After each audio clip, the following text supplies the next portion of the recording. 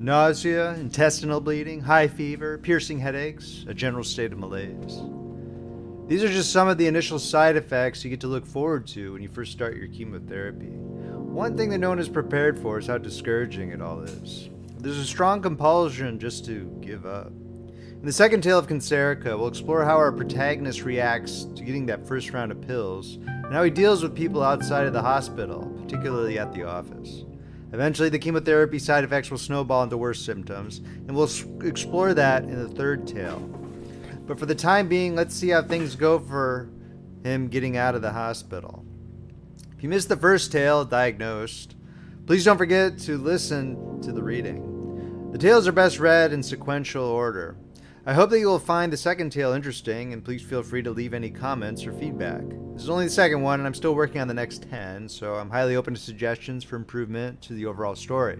If you happen to have your own cancer experience you'd like to share, that'd be wonderful too. Also, don't forget to like and subscribe so you can catch more tales as they are released. Please enjoy the second tale of Cancerika, Anxiety. Cancerika, Tales of Survival, Despair, and Hilarity. Written and narrated by Paul Beauheart. Tale number 2, Anxiety. Cursed is the ground because of you. Through painful toil you will eat food from it all the days of your life. Genesis 3:17. Time moves slow when you're waiting to be returned to service, waiting to go back to the working world, waiting to be part of society again. Like a defective piece of equipment that needed a major tune-up, I sat in the oncology wing of the hospital waiting for the doctor to call me in for more tests. Perhaps they'd plug in a bunch of cables into my skin and give me a benchmark diagnostic, like I was a rack at some server farm. It was just one part that was bad. Maybe they could fix that. But if there was too much damage, well, I guess they would have to discard me. They'd given me a ton of painkillers at lunch, and I was out of the wheelchair by afternoon. Sitting up and down was a cumbersome process, but at least I didn't have orderlies hovering over me. I could go take a leak on my own, and I already had helped myself to a couple of complimentary Diet Cokes that they offer for the cancer patients.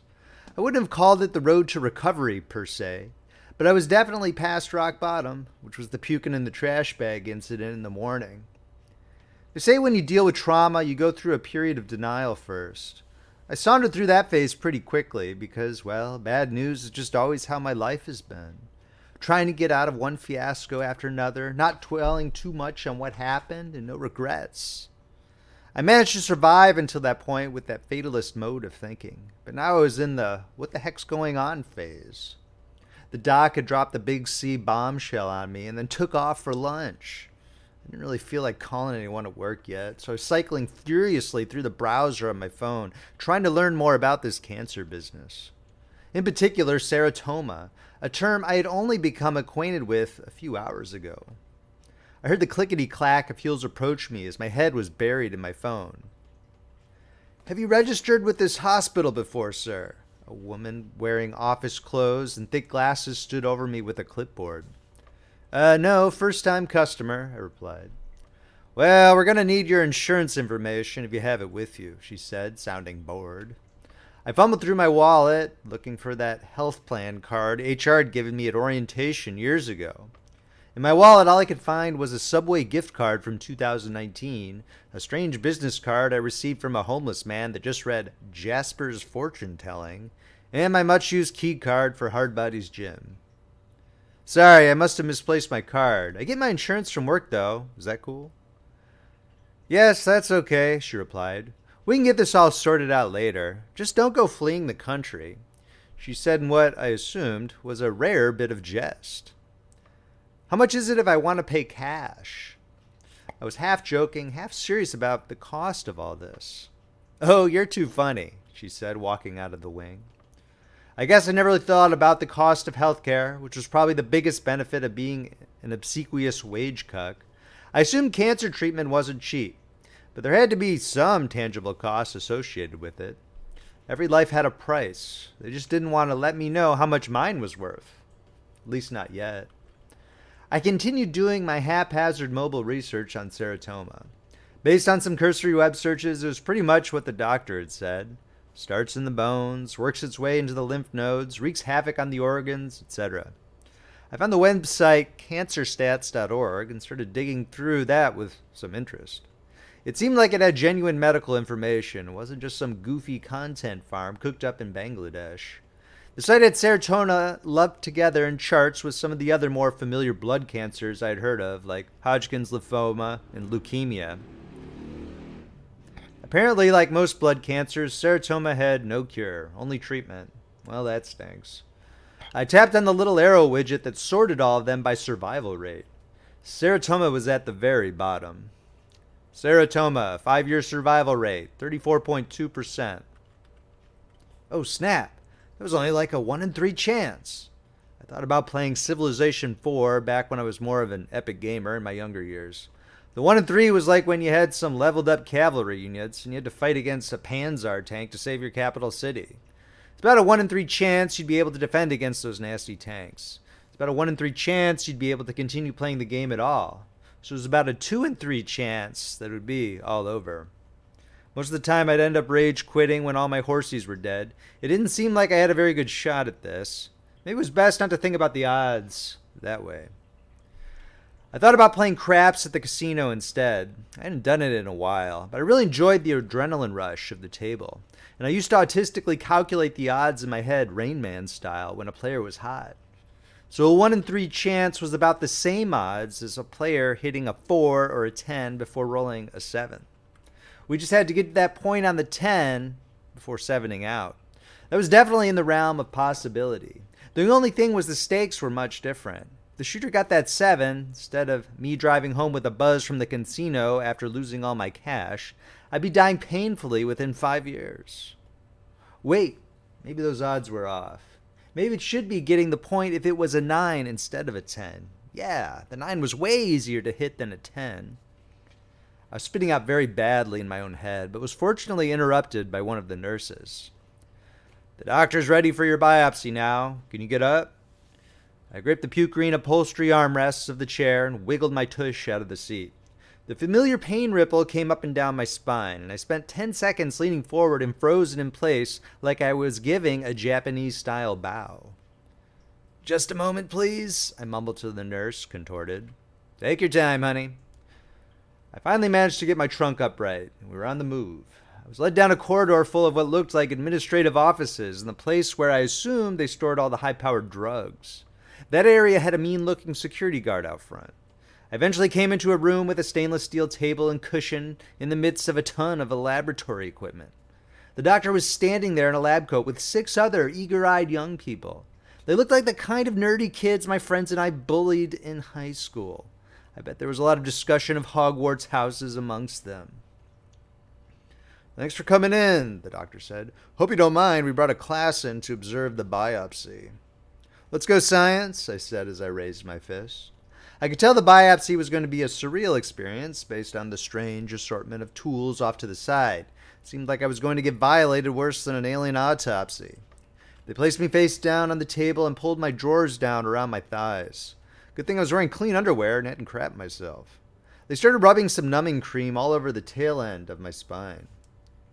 We're now going to inject the needle. Just relax. I felt a massive pinch like someone was trying to jab a dull pencil straight into my coccyx.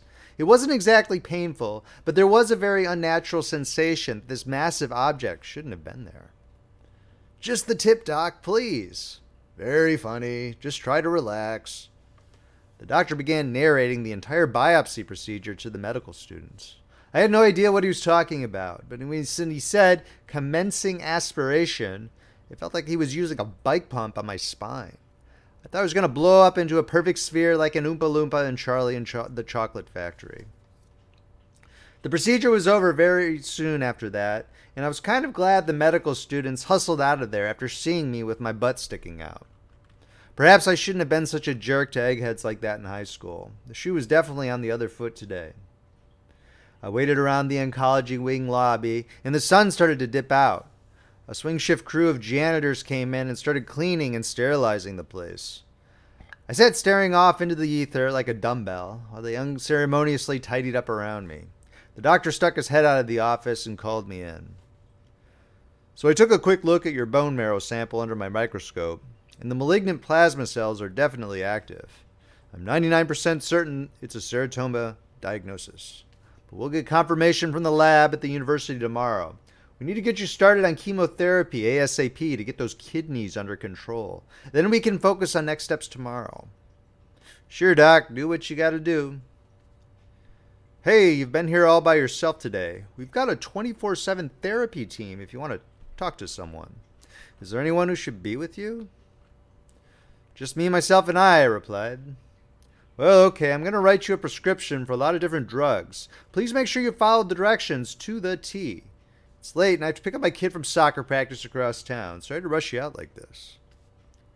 For me, it was the lousiest day of my life. But for the doctor, it was just another day that ended in a Y. I guess that's why you hear about doctors getting so depressed all the time. I peeked over at the open Excel spreadsheet and saw a row for HIV/AIDS screening that was listed as pending. What's this one about, Doc? Do I have AIDS? The blood work hasn't come back for it yet. Have you any reason to believe you are HIV positive? It really complicates the chemotherapy treatment. Now, realistically, I know that you basically couldn't get AIDS unless you were a male homosexual or an intravenous drug user. However, like most people of a certain age, I was propagandized in my youth to believe that you could easily get AIDS simply by having unprotected sex once on prom night. Scores of MTV infomercials and celebrities talking about cool, safe sex had really put the zap on my frontal cortex. I mean, I was sort of unscrupulous in the past, Doc. You're a heterosexual guy, right?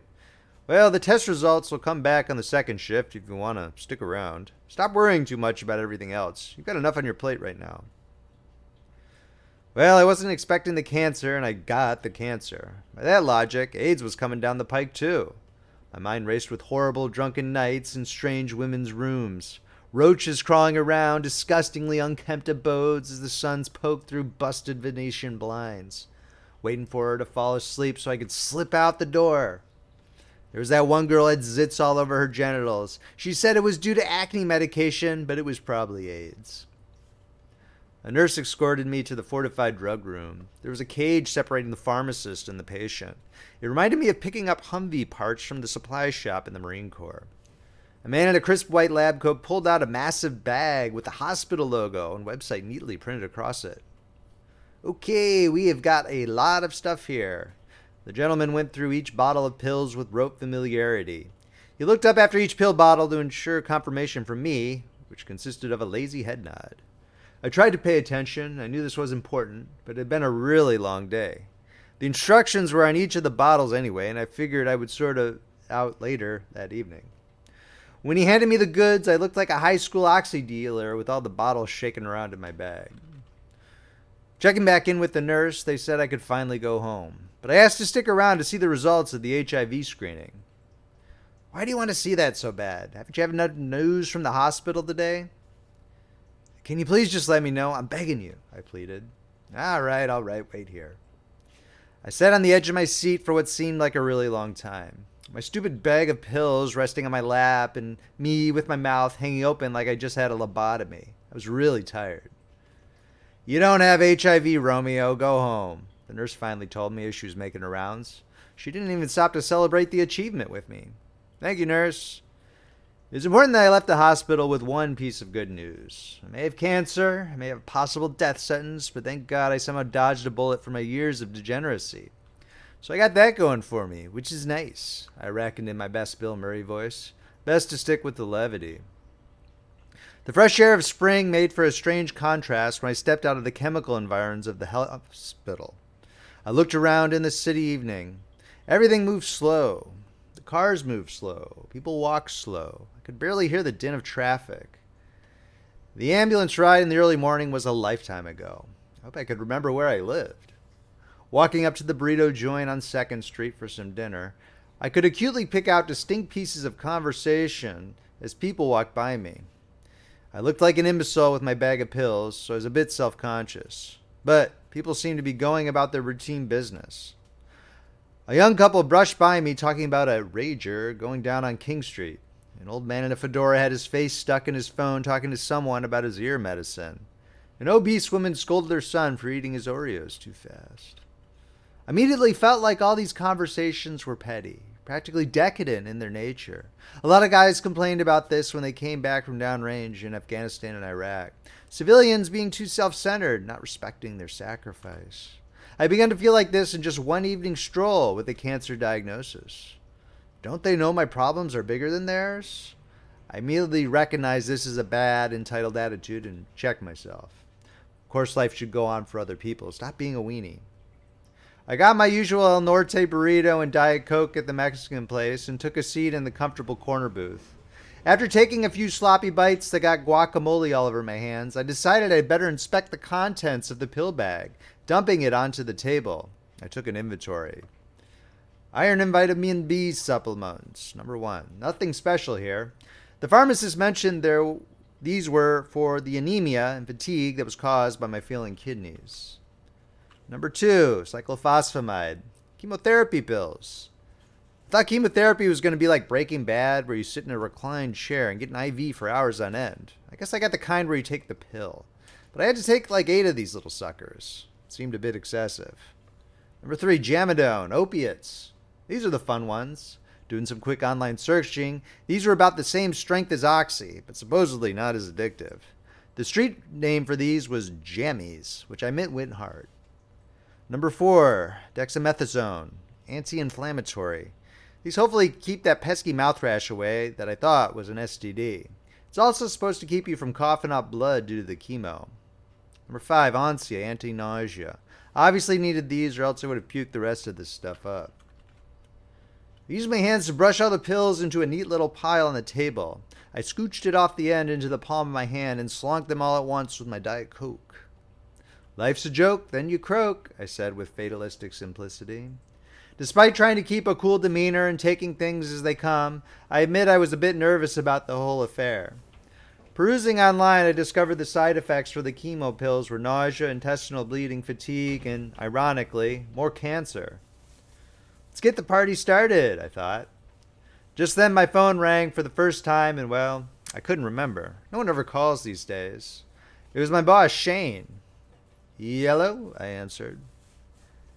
Man, where have you been? I've been texting and emailing all day. Are you okay? Everyone at the office was freaked out today. I hadn't thought about how I would deal with things at work. Long term, I wasn't exactly interested in being the cancer guy. But at the same time, I needed to make sure the health insurance bennies could pay for this fiasco. I opted for honesty and divulged my condition. It's not good, boss. Cancer. Stage 3. Oh, man, my supervisor said. I always respected him as a fair boss, even though he was a complete geek about all things tech. However, he did have that spark of emotional intelligence. For example, he knew that me getting cancer diagnosis was a real bummer, and he should probably be sympathetic. This was way better than many other tech-savvy bosses I've had in the past. Well, is there anything Mary and I can do for you? I'll be at the office same time tomorrow morning. Okay, well, don't show up if you don't want to. We'll figure this out. I'll pray for you. Shane actually went to my church, a matter we kind of kept quiet about at the office so as not to offend the modern god of secular corporatism. Despite all my cynical bluster, I did appreciate that him and his wife were thinking of me. I expected some kind of reaction to all the pills when I walked home to my apartment. Would I be stoned again? Instead, I was greeted with more pain. My back had been under control because of the Demerol shot at the hospital, but that was almost totally worn off by the late evening. The Jamidones, I guess, were doing something, but they definitely weren't as strong as a straight-up injection of opiates into my arm. The ripples and spasming could be avoided if I kept moving, but there was a low-level pain throughout my spine. I was still mobile, but it was quite uncomfortable. Going across the boulevard on an overpass, I immediately had to stop at the top of the concrete stairs. I was breathing so hard it was like I had just run a half marathon. Anemia. I think it was probably due to my kidneys being trashed. The doctor had warned me about this. My breathing came in rapid undulations as I leaned over the railing of the overpass. I couldn't believe how exhausted I was. A homeless gentleman asked me for money, and I gave him a couple of bucks so he'd go away and not try to steal my pills. I was panting heavily, looking out as the traffic of the late evening passed below my feet. A couple of kids were racing in tricked-out Hondas, and I watched with fascination as they flew off into the city center.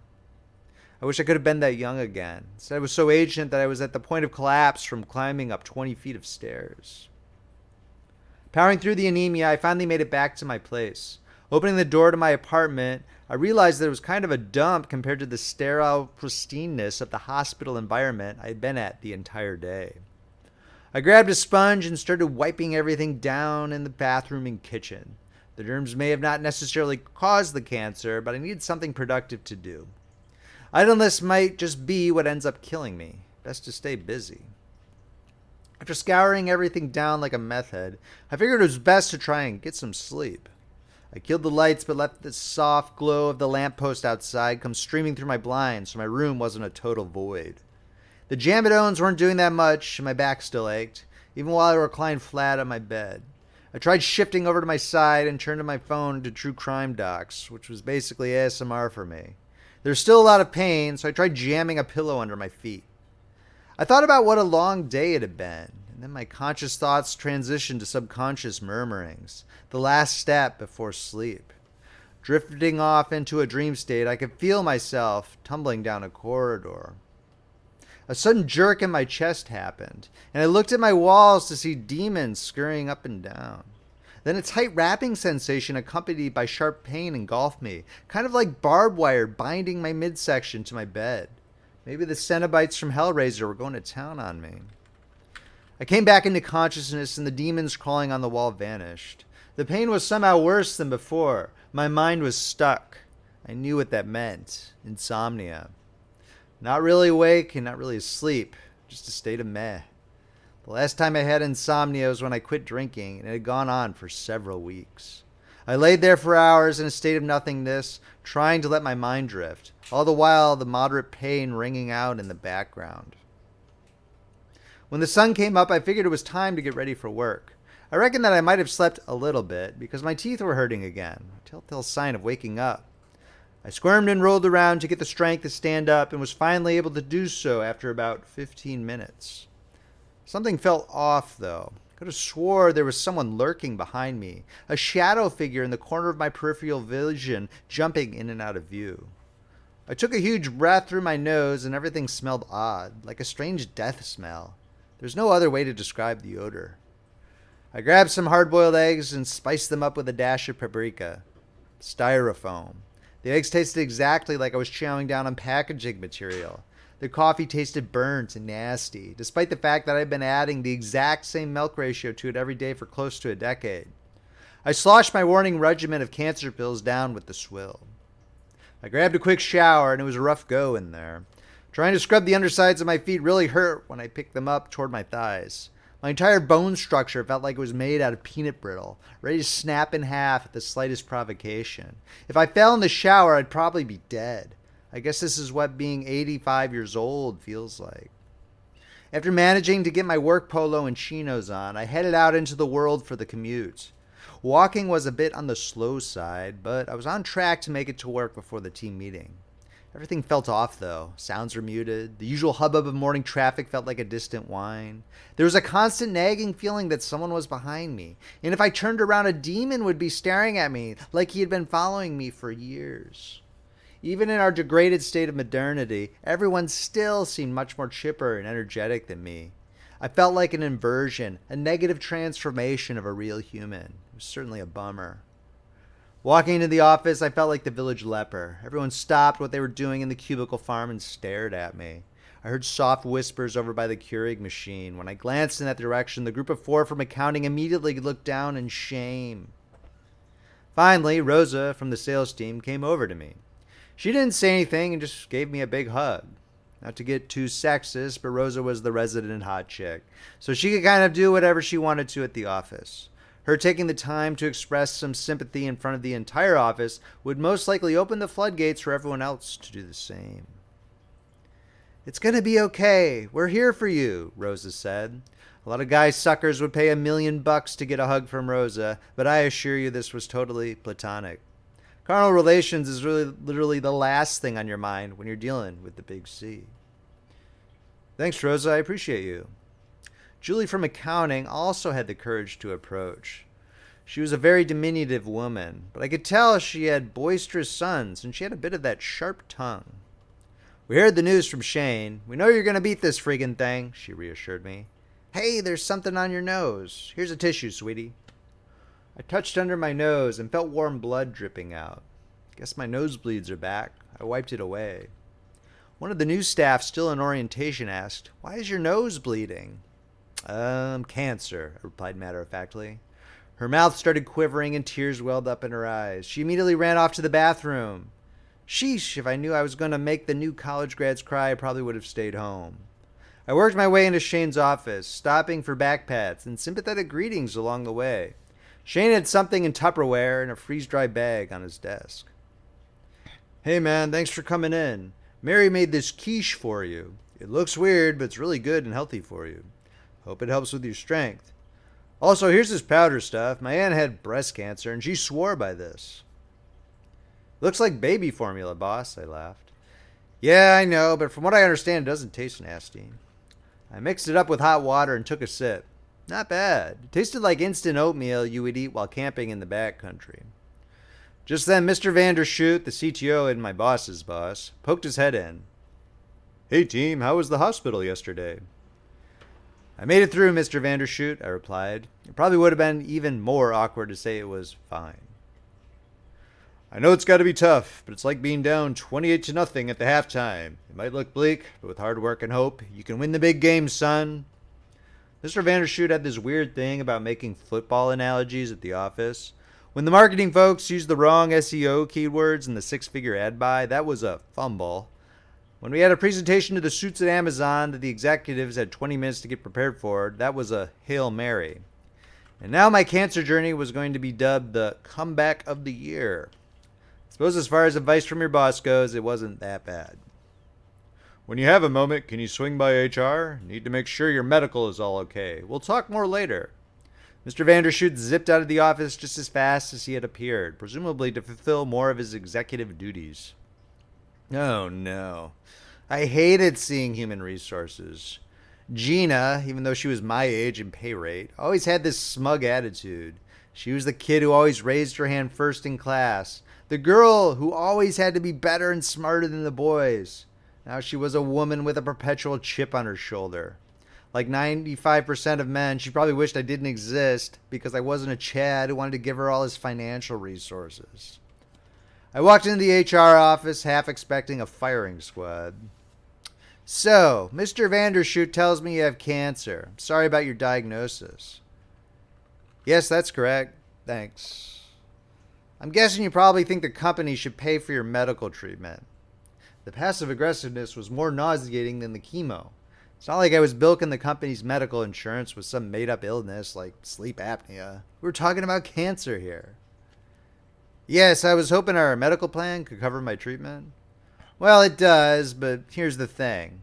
I heard from the grapevine that you were talking about quitting and moving abroad to be a passport bro. She emphasized the bro with disgust. I had made a casual remark weeks ago when I was setting up someone's login credentials that quitting and moving to a yurt in Kazakhstan would be a great change of pace. I wasn't being serious about that. I still like working here. Do you? Are you sure you'll be able to continue working here, even with your medical treatment? Are they going to really fire me for having cancer? I guess worse things have happened to better people. So far, it's okay, working here. Long term, it's looking good. I mumbled, barely making any sense. Well, what do you want to do today? She asked. I looked at her stupid tight upper lip and the gold-rimmed glasses that wrapped across her pointy head. A sudden fight-or-flight reflex exploded inside of me. Felt like I was in serious danger. I want to go home, I blurted out. I rushed back to my desk, grabbed my bag and Mary's quiche, and practically ran out the doors of the office. When I got to the subway entrance, I was breathing very heavily again. The nausea built up inside of me like a bubbling cauldron. I never felt so sick in my entire life, even when I contracted dengue fever during that training exercise in Southeast Asia. I kneeled down on the ground and put my head into my hands. People around me were staring, and it was getting embarrassing. It took all my strength to convince myself to stand up and keep moving. I stumbled down the stairs and chose the very last stop at the ticket machine, Gate Terminus. It was over an hour away. I popped on my sunglasses and found a seat. It was 9:30 in the morning and the train was heading out of the city, so there's almost no one on it.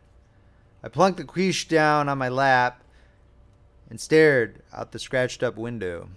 The city looked really beautiful as the train came out of the subway and transitioned into above ground tracks. The morning sun made the tops of the skyscrapers glisten. I remembered when I was a little boy riding with my mom on the city subway, counting the gaps in between the buildings, and wondering if there were superheroes who lived on top of the skyscrapers. Tears welled up in my eyes as I thought about how nice everything looked and how peaceful it all was. Why go through the trouble of dealing with painful chemotherapy and annoying HR women? I could just fade out, like Tom Cruise's character in Collateral, where he bleeds out on the train and no one notices. The tears came dribbling down under my sunglasses and onto my polo. All these crazy drugs and hospitals. I didn't think I could do this. I couldn't do any of it. I just wanted to die right there on the train. End of tale. Thank you for having listened to this tale of Cancerika. I hope that you enjoyed it. Please don't forget to like, subscribe, and leave a comment below whether you like the story or not. A forthcoming ebook, print book, and audiobook with all 12 tales will be released later in 2025 on Amazon and Audible. Details will be posted below in the description when it's released. You can shoot your mouth off at me over on X. I'm at Beauheart. Please visit friendlyfrogpress.com to see our collection of ebooks, paperbacks, and audiobooks that are for sale at Amazon and Audible. Until next time, this is Paul Beauheart signing off.